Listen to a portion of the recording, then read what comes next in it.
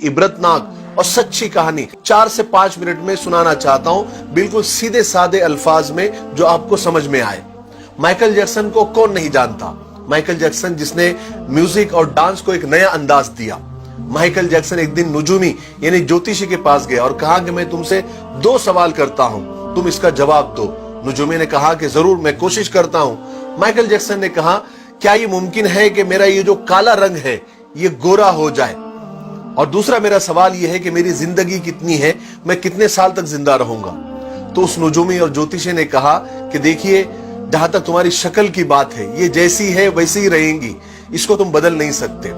और जहां तक आपकी उम्र की बात है, इंसान दुनिया में 60-70 या बहुत हो गया तो 100 साल तक ही जिंदा रह सकता है। नुजूमी की ये बात सुनकर माइकल जैक्सन जोर जोर से कहका लगाया, यानी जोर जोर से हंसा और कहा कि तुम गलत हो। अगर तुम गलत नहीं भी हो तो मैं तुमको गलत साबित करके रहूंगा, और मैं ये दोनों काम करके रहूंगा।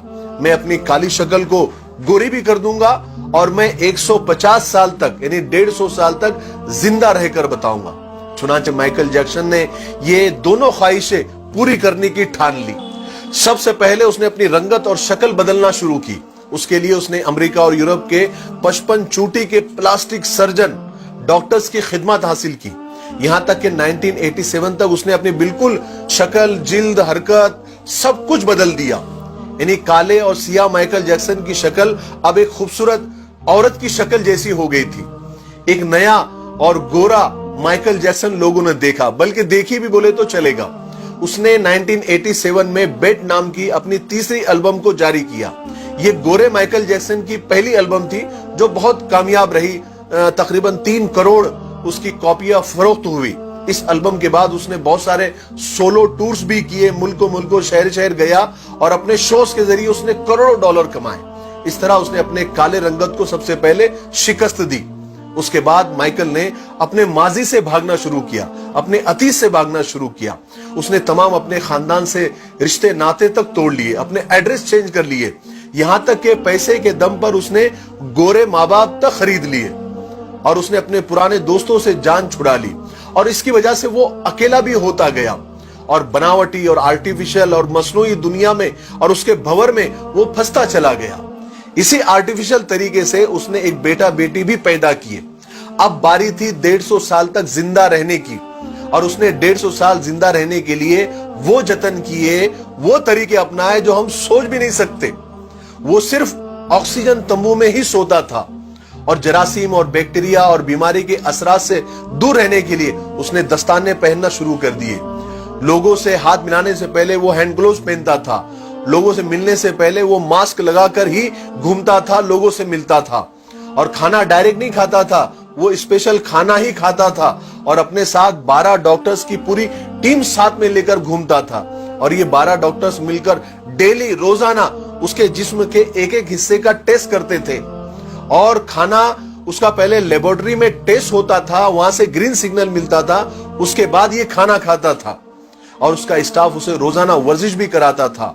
यहां तक कि आप यकीन मानिए, उसने एक्स्ट्रा फेफड़े, दिल, गुर्दे, जिगर, आंतें, आंखें सबका एक्स्ट्रा बंदोबस्त करके रखा था। यानी ऐसे डोनर्स तैयार करके रखा था जिसके घर का पूरा खर्च माइकल जैक्सन उठाता था।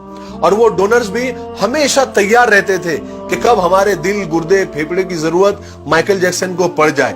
और इन सब कारनामे करके माइकल जैक्सन को इस बात का यकीन हो गया था कि अब वो 150 साल तक आराम से जिंदा रह सकता है। फिर एक दिन 25 जून की रात आई। माइकल जैक्सन को सांस लेने में दुश्वारी, तकलीफ होना शुरू हुई। डॉक्टर्स को जैसे मालूम पड़ा, उन्होंने मुल्क भर के सारे डॉक्टर्स को माइकल जैक्सन के घर पे जमा कर दिया। दुनिया भर के डॉक्टर्स उसे मौत से बचाने की कोशिश करने लगे, लेकिन नाकाम हुए, फेल हुए। मजबूरी में हॉस्पिटल ले जाना पड़ा।